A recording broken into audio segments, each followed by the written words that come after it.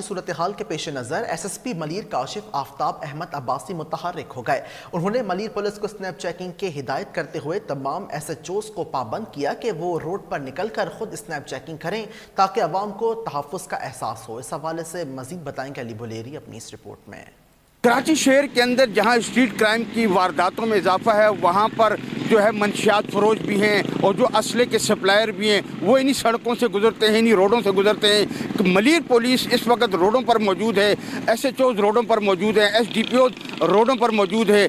अब देखना ये है कि इन SDPOs को या SHOs को या मलीर पुलिस को आवाम के लिए क्या रिलीफ दिया गया है, यानी इस स्नैप चेकिंग से उनको क्या फ़वाइद हासिल हो रहे हैं, ये जानते हैं। कि स्नैप चेकिंग जो है इससे बड़ा फ़ायदे हासिल हो रहे हैं। हम यहाँ पे नाके लगाते हैं मुख्तलिफ़ जगहों पे और ये हम दिन में 2 मरतबा ये चेंज भी करते हैं। पहली हमारी स्नैप चेकिंग होती है 7 से 8 और दूसरी होती है 1 घंटे अगस्त होता है और दूसरी होती है 9 से 10। ये अफसरान बाला का हुक्म है, IG साहब, एडिशनल IG साहब, DIG साहब और हमारे SSP साहब का हुक्म है।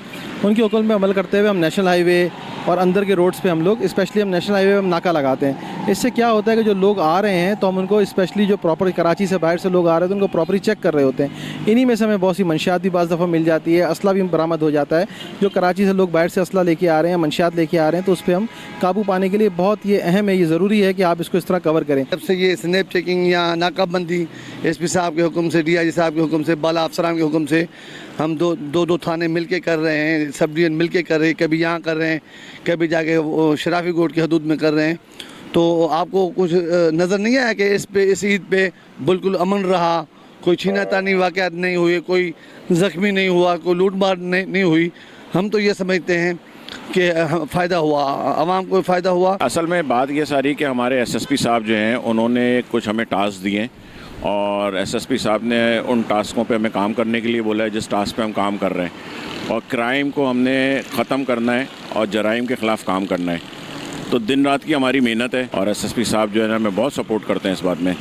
तो उन्हीं के कहने पे हम सारा काम कर रहे हैं और कोई ऐसी वो नहीं है कि हमें पीछे से बैकअप बहुत ज़्यादा है SSP साहब का। नहीं, क्राइम का रेशो तो कम हुआ है और काफ़ी हद तक कम हुआ है। मैं ये नहीं बोलूँगा कि ख़त्म हो गया है, लेकिन ये कि बहुत ग्राफ गिरा है नीचे। और फिर हमारे मुकाबले भी हुए हैं।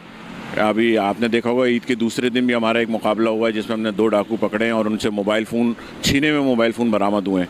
तो उस पर तो मुसलसल कार्रवाई कर रहे हैं और करते रहेंगे इंशाल्लाह। आपने SHOs SDPO की बात सुनी, उनका ये कहना था कि जी ईद का बड़ा इवेंट गुजरा है, 3 दिन गुजरे हैं, कोई भी बड़ा वाक़या रोनुमा नहीं हुआ। वजह यह है कि हम रोडों पर मौजूद हैं, यानी पुलिस जाग रही है। किसके लिए? आवाम के तहफ़्फ़ुज़ के लिए।